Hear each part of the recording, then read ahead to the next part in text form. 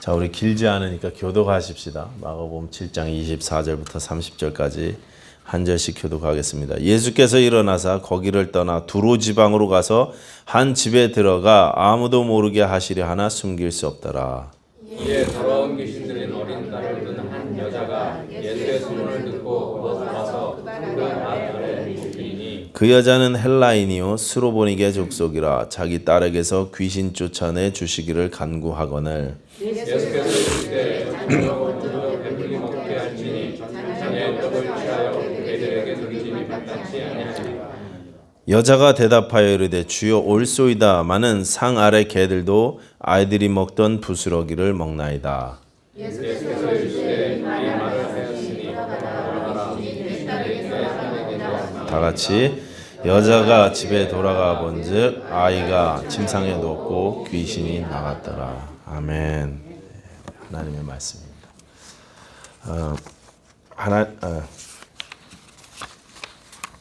예수님께서는요 사역을요 이 갈릴리에서 시작하셨어요. 갈릴리에서 시작하셔서 그래서 예루살렘에서 마치셨습니다.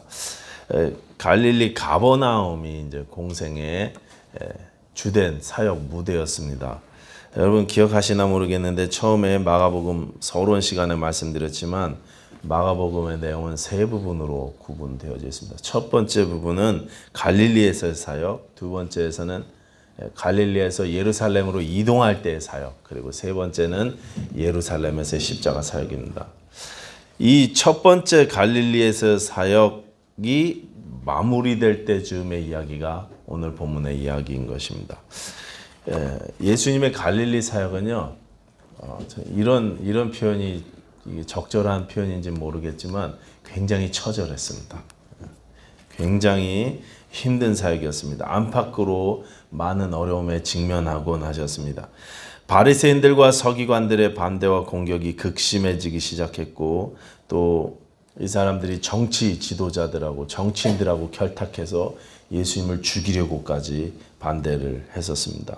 자신들의 기존 질서와 기득권에 도전하는 자로 간주하고 예수님을 제거하려고 했던 것입니다. 또 많은 사람들을 만나고 정말 잠시도 쉴 틈 없이 그들의 필요와 아픔을 채워주시고 고쳐주셨지만 그 많은 사람들이 다 예수님을 향한 올바른 믿음과 신뢰를 갖게 된 것 같지는 않습니다. 예수님이 유명한 존재가 되기는 했지만 예수님을 바로 알고 바로 믿고 바로 따르는 사람들은 거의 없었던 것 같아요.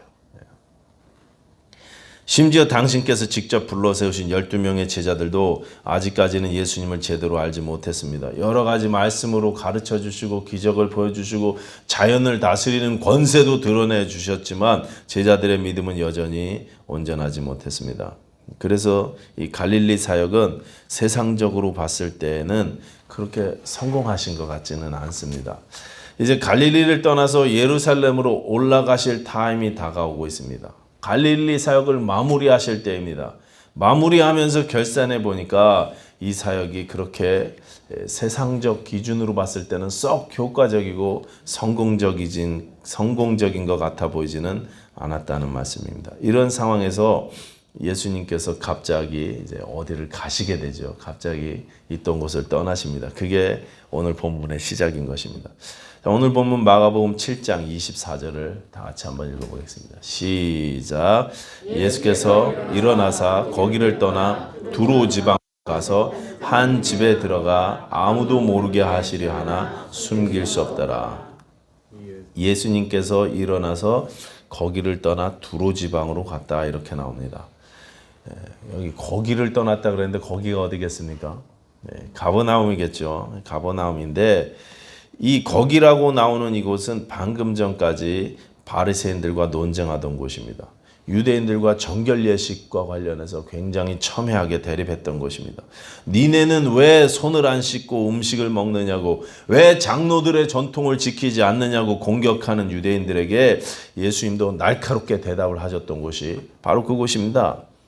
사람 밖에서 안으로 들어가는 것이 사람을 더럽게 하는 것이 아니고 사람의 안에서 밖으로 나오는 그것이 사람을 더럽게 한다는 가르침을 주셨던 곳입니다. 굉장히 날카로운 논쟁과 대립이 있었던 자리를 떠나서 지금 예수님께서 두로 지방으로 가셨다는 것입니다. 여기 두로라는 곳은 다른 나라죠. 지금 이스라엘 경내가 아니에요.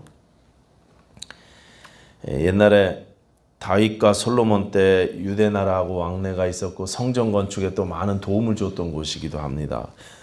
사이가 좋았었던 곳이죠. 그러다가 이 나라가 이곳이 아수르에게 멸망을 당했고 그 이후에는 헬라에게 점령을 당해서 헬라 문명화된 땅이 두로였습니다. 그곳에 지금 예수님이 제자들을 데리고 가셨다는 것입니다.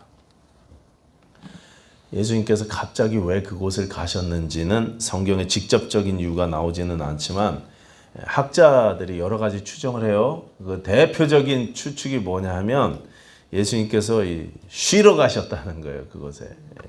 24절 뒷부분을 다시 보시면 한 집에 들어가 아무도 모르게 하시려 하나 이렇게 나옵니다. 이 구절을 근거로 해서 예수님께서 아마도 아무도 모르는 곳에 가서 쉬고 싶으셨나 보다 이렇게 주장하는 거예요. 일리가 있죠. 그동안 예수님은 배고프고 병들고 헐벗고 여러 가지 힘든 상황에 시달린 안타까운 사람들 틈에서 잠시도 쉬지 않고 달려오셨습니다. 계속 무리들이 따라다녔습니다. 계속 몰려드는 사람들의 필요를 채워주셨습니다. 거기다가 종교, 정치인들의 공격과 위협이 점점 더 심해지기 시작했습니다. 그래서 그런 상황을 피해서 잠시 쉬고 싶으셔서 제자들을 데리고 아무도 모르는 곳으로 가셨는데 그곳이 바로 두로다 이렇게 주장하는 것입니다. 그러니까 예수님께서 지금 제자들과 함께 두로로 수양회를 떠나셨다 이렇게 주장하는 거예요. 여러분 우리도 수양회 갑니다. 9월 4일 5일 기억하시기 바랍니다. 이 자리에 계신 분들은 다 참석하겠다고 사모하면서 여러분 결심하시고 마음을 준비하시기 바랍니다. 장림 예배 끝나고 등록을 구체적으로 받으려고 하는데 다 등록하시고 참석해 주시기를 부탁드리겠습니다. 나는 안 갈란다. 지금부터 이렇게 결심하지 마시고 나는 꼭 가야지 이렇게 결심하시게 되기를 부탁드리겠습니다. 예수님도 수양회 가셨다니까요. 우리도 수양회가 좀 필요합니다. 자, 왜 가셨는지 사실 정확하지는 않지만 한 집에 들어가셔서 아무도 모르게 하려고 하셨습니다. 아무도 모르게 가셨습니다. 그런데 예수님이 거기 계신 소문이 쫙 퍼졌어요. 분명히 아무도 모르게 가셨는데 다 알려졌습니다. 24절 다시 보십시오. 뒷부분에 보시면 아무도 모르게 하시려 하나 숨길 수 없더라. 숨길 수 없었습니다. 여러분 우리가 우리 안에 그리스도의 영을 모시고 살고 있다면 우리는요 그 사실을 숨길 수 없습니다. 내 안에 계신 성령님이 드러나게 되어 있습니다. 아무리 감추려고 해도 결정적일 때 드러나는 것입니다. 내 안에 계신 예수를 감출 수가 없어야 정상인 거예요. 제가 20대 말에 군대에서부터 시작해갖고 20대 중반 이후부터 30이 채 되기 전까지 그 기간은요 제 인생에 없었으면 좋겠어요. 정말 수치스럽고 부끄러운 일들을 엄청 저지르면서 돌아다닌 때였습니다. 신앙생활 막 엉터리였어요. 그야말로 넘버 3번 신앙인이었습니다. 세상적인 그리스도인이었어요. 근데 그 중에 제 친구들이요, 특별히 군대에 있을 때는요, 저하고 같이 일하던 분들이 저를 타락시키겠다고 막 이래가면서 같이 막 술집도 다니고, 술집도 그냥 술집이 아닙니다. 아주 끝내주게 화려한 곳으로 저를 데리고 다니면서 같이 놀자고 했었어요.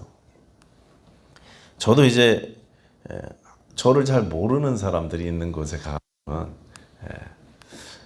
오늘은 한번 신나게 놀아보자 막 이렇게 하면서 세상적으로 나도 한번 즐겨보자 이렇게 이야기를 하는데 결정적일 때 저를 전혀 모르는 팀에서 말이죠 와갖고 혹시 교회 안 다니시느냐고 예수님 믿지 않으시냐고 이렇게 저한테 물어보는 거예요. 그래갖고 완전히 김새게 만들어놨어요. 제가 예수님을 믿는다는 사실을 이제 고백하게 되면 놀지 못하기 시작합니다. 세상적으로. 왜 그런지 꼭 그런 사람들을 한 사람씩 주님께서 붙여주셔갖고 사고를 치기는 쳤는데 결정적인 선은 넘지 못하도록 그렇게 막으시더라는 것입니다. 여러분 지금 누가 내 안에 있는지 내 안에 계신 분이 누구신지 여러분 결정적일 때 드러나는 것입니다. 갈라디아서 2장 20절 여러분 잘 아시지 않습니까? 이제 내가요 그리스도와 함께 십자가에 못 박혔으니 이제는 내가 사는 것이 아니요 내 안에 계신 예수 그리스도께서 사는 것이다 그렇게 말씀하십니다. 내 안에 그리스도 곧 성령이 계신지 아니면 다른 영이 있는지 여러분 드러나게 되어 있습니다. 결정적일 때 드러납니다. 누구를 모시고 살고 계십니까? 무엇으로 여러분 영이 가득 차 있습니까? 무슨 영으로 여러분 속이 채워져 있습니까? 여러분 세상의 영이 아니라 예수로 가득 차서 예수님을 드러내시는 삶 되시기를 축원합니다. 자, 그때 예수님이 거기 계시다는 소문을 듣고 한 여자가 예수님을 찾아왔습니다. 그리고 예수님의 발 앞에 엎드렸다고 말씀하십니다. 25절 다 같이 읽겠습니다. 25절 시작. 이에 더러운 귀신 들린 어린 딸을 둔 한 여자가 예수의 소문을 듣고 곧 와서 그 발 아래에 엎드리니, 예수님 발에 앞에 엎드렸다는 말은 경배했다는 뜻이고, 경배하고 이분이 기도를 하죠. 간구합니다. 26절입니다. 그 여자는 헬라인이요 수로보니게 족속이라 자기 딸에게서 귀신 쫓아내 주시기를 간구하거늘. 수로보니게 족속은 시리아에 있는 페니키아 족속이라는 그런 뜻입니다. 헬라 영향을 받은 헬라인이었습니다. 이분이 귀신 들린 어린 딸을 두었다 그랬습니다. 아직 어린 딸 아이가 귀신이 들렸으니까 이 엄마의 마음이 얼마나 아팠겠습니까? 그죠? 귀신 들린 딸을 뒀으니 고칠 수도 없고 어떻게 해줄 수도 없고 삶이 굉장히 고통스러웠을 것입니다. 그런데 마침 예수님이 자기들 마을에 오셨다는 소문이 들린 것입니다. 그 소문을 듣자마자 예수님께 찾아왔습니다. 어린 딸은 데리고 오지 못했습니다. 자기 혼자만 왔습니다. 와서 예수님을 뵙자마자 엎드려 경배하고 자기 딸에 대해서 간청하기 시작하는 것입니다. 자, 여기 마가복음에는 다 생략되어져 있지만 마태복음에는요, 이 여자가 예수님과 대화하기 전에 멀리서부터 경배하기 전에 멀리서부터 막 소리를 지르는 거로 돼 있어요. 다윗의 자손이시여, 주 다윗의 자손이여, 나를 불쌍히 여기소서. 어디서 좀 들었어요, 이분이 분명히. 그래갖고 막 그 신앙 고백을, 유대인들도 하지 못하던 그런 고백을 막 하면서 소리를 질렀습니다. 얼마나 소리를 질러댔는지 제자들이 이 여자가 좀 시끄러우니까 예수님 이 여자 좀 보내시라고, 수양에 좀 조용히 하려고 저 산속에 왔는데 거기까지 따라와서 막 소리 질러대니까 저 여자 좀 내쫓으라고 그렇게 제자들이 말씀을 드릴 정도였습니다. 그때 이 여인에게 예수님께서 드디어 한 말씀 하십니다. 27절입니다. 다 같이 읽겠습니다. 27절 시작. 예수께서 이르시되 자녀로 먼저 배불리 먹게 할지니 자녀의 떡을 취하여 개들에게 던짐이 마땅치 아니하니라. 충격적인 말씀이죠. 지금 이 애기 엄마한테 예수님이 개라고 표현하고 있습니다. 여러분 이런 욕 먹고 이런 대접을 받고 신앙생활 계속 할 수 있겠습니까? 여러분 오늘부터 제가 여러분들한테 개라고 막 이야기를 하면 그러면 우리 교회 신앙생활 같이 하기 힘들겠죠.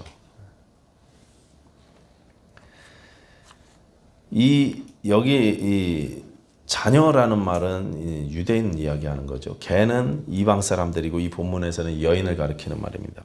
자녀에게 줄 떡을 개에게 줄 수는 없다고 하시는 이 거절의 말씀인 것입니다.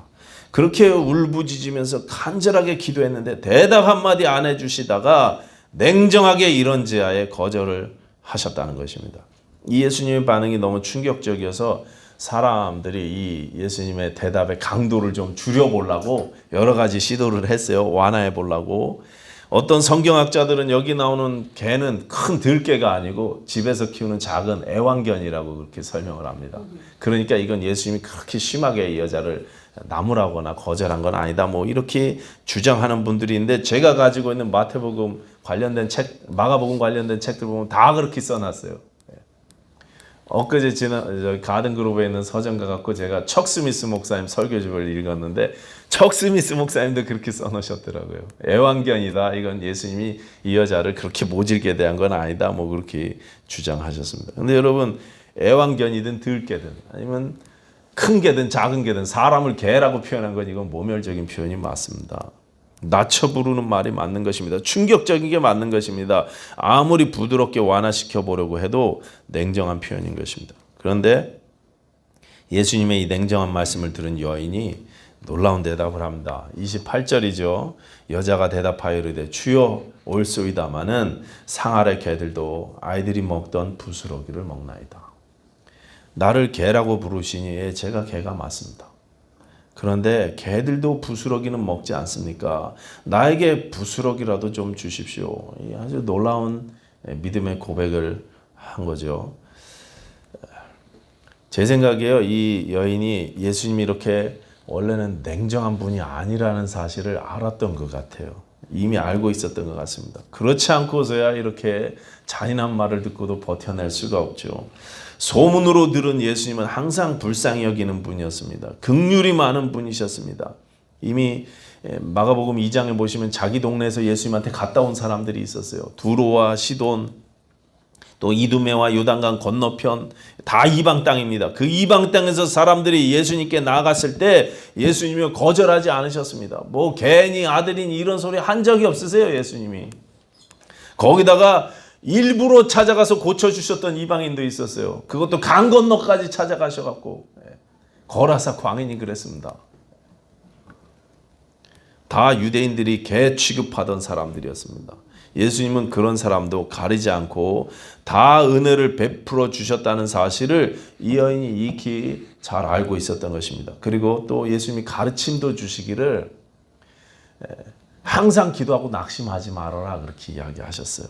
또 비록 벗됨으로 인하여는 일어나 주지 아니할지라도 그 간청함을 인하여 일어나 그 요구대로 주리라 하는 메시지도 주신 적이 있습니다. 예수님의 가르침은 항상 포기하지 말고 기도해라 그렇게 말씀하셨어요. 니네가 자녀가 아니어도 좋은 것으로 주는데 하늘아버지께서 얼마나 좋은 것으로 주시겠느냐 이런 말씀들 계속 하셨어요. 그런 예수님의 가르침들을 전해 듣고 이분이 알았던 것 같습니다. 그래서 계속 용기를 내어 담대하게 주님 앞에 간구합니다. 그리고 예수님의 말씀이 사실 겉보기에는 굉장히 차갑게 말씀하신 것 같지만 자세히 따져보면 거기에 좀 빈틈, 여지를 좀 주셨어요. 이 여인이 붙잡을 만한 그런 여지를 주셨습니다. 그 27절에 나오는 먼저라는 말이죠. 먼저. 성경 가지고 계시면은요, 자기 성경에다 이런 단어들은 동그라미 탁 쳐놓으십시오. 먼저라는 말은 너희도 나중에는 순서가 되면 먹을 거다 뭐 이런 뜻이겠죠. 먼저니까. 완전히 안 된다는 말씀은 아닌 것입니다. 또 아까도 말씀드린 대로 이 개라는 표현도 들개가 아니라 집안에 있는 작은 주인하고 같이 먹는 개라면 그러면 그 개들은 바깥에서 음식을 사냥해서 먹는 게 아니라 주인이 주는 어쨌든 주인이 주는 음식을 먹지 않습니까? 예수님께서 그렇게 표현하신 것으로 봐서 예수님의 본심은 그렇지 않다는 것을 살짝 눈치를 챘던 것 같습니다. 그래서 이분이 담대하게 간구했습니다. 개들도 상에서 떨어지는 부스러기를 먹습니다. 부스러기라도 주십시오. 그 이야기를 들은 예수님이 이 여인의 기도에 응답해 주셨습니다. 마태복음에 보면은요, 그냥 오늘 본문처럼 그렇게 이야기하지 않고 내 믿음이 크도다 이렇게 칭찬까지 해주셨어요. 복음서에서요, 네 믿음 크다 이렇게 칭찬받은 사람 두 사람이 있습니다. 기억나십니까? 백부장하고 그리고 이 여인이었어요. 둘 다 이방인이었어요. 유대인이 아니고 이방인이었습니다. 칭찬받은 두 사람 중에 한 사람이 이 여인이었고 또 마가복음에서 이분만이 유일하게 예수님께서 말씀으로만 치유해 주신 분이십니다. 원격 치료를 경험하신 분이 이분이세요. 이 딸을요 예수님 만나지 않으셨어요. 먼 곳에서 말씀으로만 치유하셨던 것입니다. 그야말로 가장 큰 은혜를 받은 사람이 된 것입니다. 여러분 저는 오늘 이 수로보니게 여인의 믿음을 본받으십시다 이렇게 말씀드리지는 않겠습니다. 이분이 믿음이 어떤 믿음인지는 우리가 이미 이 말씀을 잘 알고 있어서 여러분 그 믿음이 얼마나 귀하다는 것은 잘 알고 있을 것입니다. 대신 우리가 구해야 될 것이 무엇인지에 초점 맞춰서 오늘 말씀을 한번 생각해보고 설교를 마치겠습니다. 자, 그러기 위해서 잠깐 이 본문이 왜 나왔는지를 다시 한번 생각해 보겠습니다. 자, 오늘 이 본문 바로 위에는 정결례식 문제로 예수님께서 바리새인들과 논쟁하고 대립하는 장면이 나왔습니다. 기억나시죠? 맞죠? 유대인들은 밖에서 더러운 것이 안으로 들어가지 못하도록 손을 잘 씻고 또 씻기도 잘 씻어야 된다고 부지런히 닦아야 된다고 그렇게 생각했어요. 물도 막 뿌립니다. 이방 땅에 갔다 오면은요, 저 사람들 더러운 곳에 있었으니까 이 이방인들의 더러운 부정함이 묻어오면 안 된다고 막 닦는 거예요. 이게 의학적으로 그렇게 하는 게 아니고 종교적으로 그렇게 하는 것입니다. 하나님의 법에 있는 게 아니라 장로들이 만든 규칙과 규정이었어요. 전통이었습니다. 그걸 얼마나 열심히 했는지 몰라요. 그걸 그렇게 열심히 하면서 다른 사람 하지 않고 자기나 그렇게 닦든지 다른 사람도 그렇게 안 한다고 자기들처럼 안 한다고 막 공격을 한 거예요. 왜 니들은 손 안 닦고 밥 먹냐? 왜 니네는 물 안 뿌리냐? 자기들 나름대로 많은 전통들을 만들어서 사람들을 얽어매고 있었습니다. 그런데 예수님께서는요, 이 사람 밖이 문제가 아니라 네 속이 문제다 이렇게 말씀하셨어요. 안에서 밖으로 나오는 것이 사람을 더럽게 한다 하시면서 하신 말씀이 20절부터 23절까지인데, 근데 제가 좀 길지만 이 말씀을 한번 다 읽어보겠습니다. 여러분 다 들어보십시오. 20절부터 23절. 또 이르시되 사람에게서 나오는 그것이 사람을 더럽게 하느니라. 속에서 곧 사람의 마음에서 나오는 것은 악한 생각 곧 음란과 도둑질과 살인과 간음과 탐욕과 악독과 속임과 음탕과 질투와 비방과 교만과 우매함이니 이 모든 악한 것이 다 속에서 나와서 사람을 더럽게 하느니라. 이런 더러운 것들이요, 사람 속에서 나와서 사람을 더럽게 만든다고 말씀하셨어요. 여러분 잘 생각해 보십시오.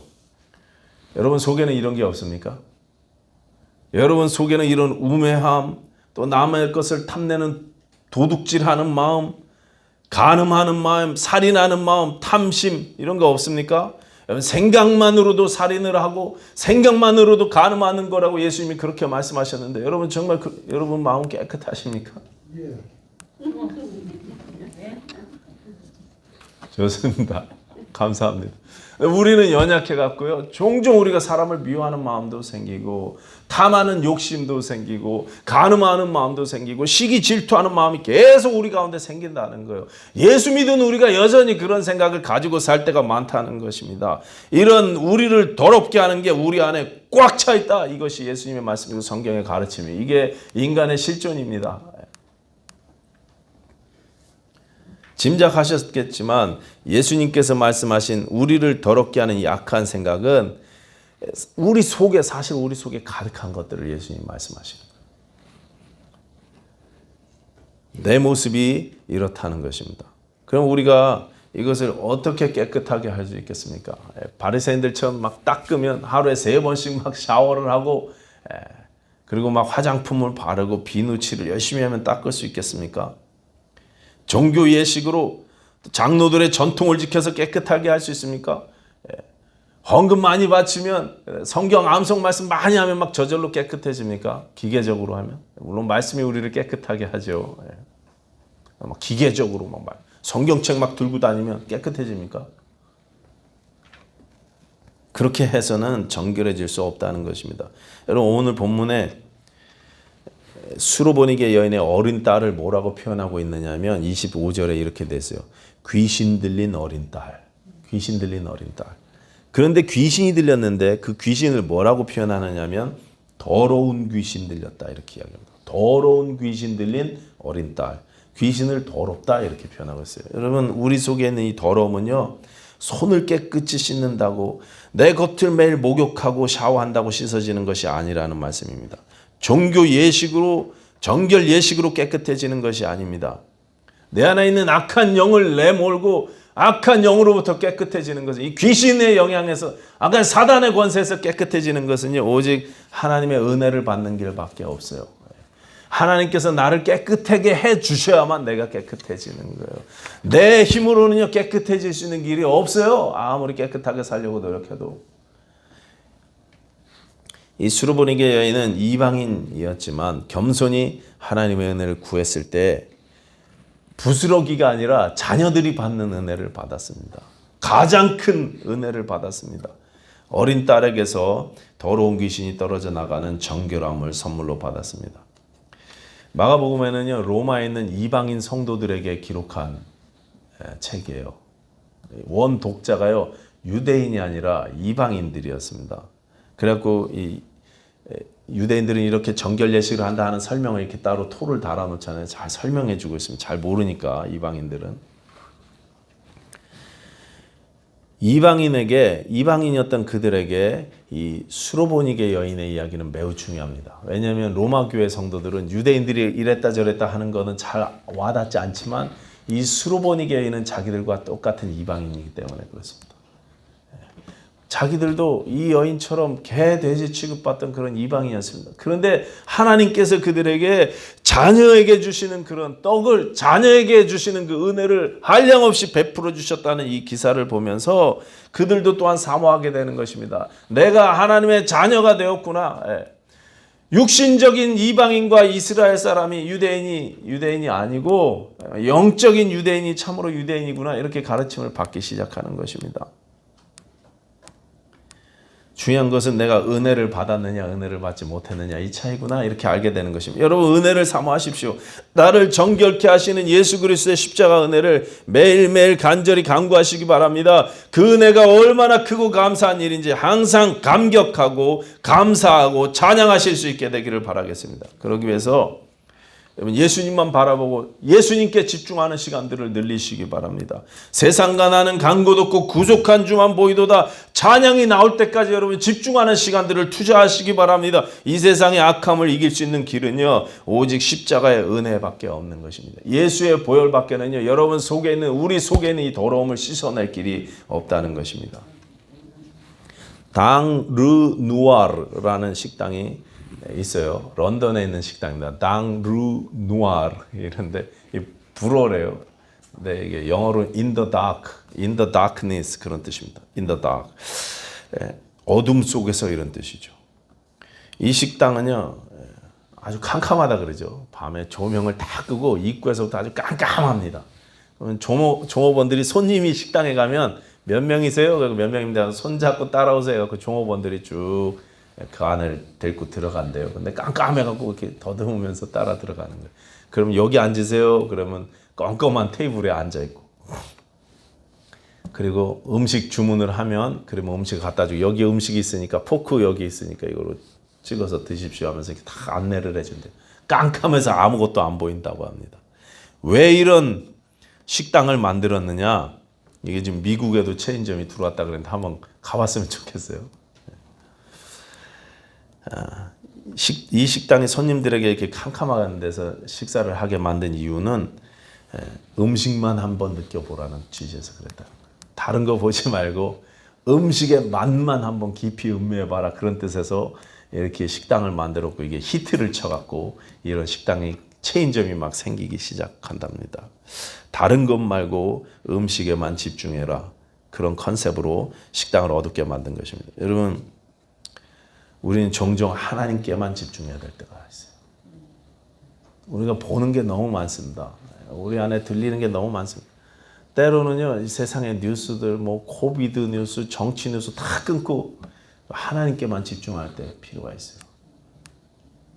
성경 말씀에만 집중하면서 계속 하나님만 바라봐야 될 때가 종종 우리에게 필요합니다. 세상 염려와 근심, 생활비 걱정, 이런 거 다 내려놓고 하나님 말씀에만 집중해야 될 때가 여러분 삶에 종종 필요해요. 여러분, 최근에 하나님께 온전히 집중했던 때가 언제였습니까? 언제 그렇게 해보셨습니까?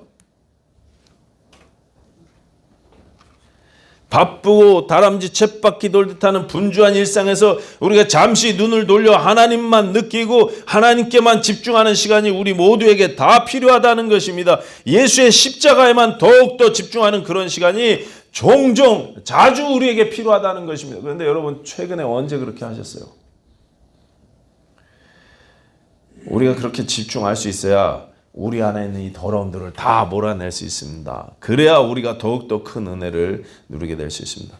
오늘 본문에 스스로 하나님의 자녀라고 주장하던 유대인들은요, 아무것도 얻지 못했습니다. 정결함을 얻지 못했습니다. 그런데 이방 여인은 은혜로 그 정결함을 선물 받았어요. 주님께서 말씀으로 치유해 주시고 정결케 해주셨습니다. 하나님은 우리에게도 은혜 베풀어 주시기를 원하십니다. 부스러기가 아니라 자녀의 떡을 우리에게 주시기를 원하십니다. 여러분, 부스러기의 은혜라도 주십시오, 그렇게 기도하지 마시고 당당하게 예수의 이름으로 자녀의 떡을 내게 주십시오, 더욱 큰 은혜를 주십시오, 이렇게 기도하시기 바랍니다. 더욱 큰 은혜를 사모하십시오. 이제는 부스러기가 아니라 떡을 달라고 기도하시는 저와 여러분들 되셨으면 좋겠습니다. 그러기 위해서 하나님께 집중하십시오. 예수의 십자가를 바라보시기 바랍니다. 수로보니게 여인이 간절히 하나님께 간구했던 것처럼 우리 또한 간절히 내 안에 뜨거움과 은혜가 회복되기를 사모하실 수 있는 저와 여러분들 됐으면 좋겠습니다. 기도하겠습니다.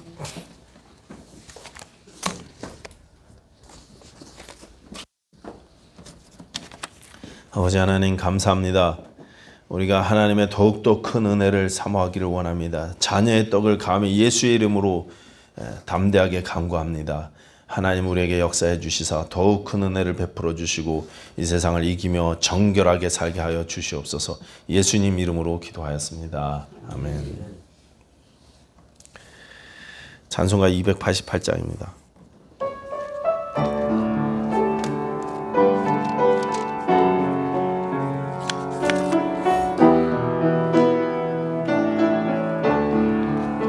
예수를 나의 구주 삼고 성령과 피로써 거듭나니 이 세상에서 내 영혼이 하늘의 영광 누리도다.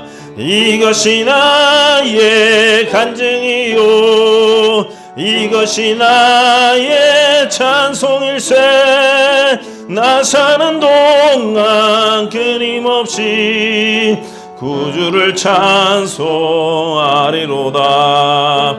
온전히 주께 맡긴 내 영 사랑의 음성을 듣는 중에 천사들 왕래하는 것과 하늘의 영광 보리로다. 이것이 나의 간증이요 이것이 나의 찬송일세. 나 사는 동안 끊임없이 구주를 찬송하리로다. 주 안에 기쁨 누림으로 마음의 풍랑이 잔잔하니 세상과 나는 간 곳 없고 구속한 주만 보이도다. 이것이 나의 간증이요 이것이 나의 찬송일세. 나 사는 동안 끊임없이 구주를 찬송하리로다.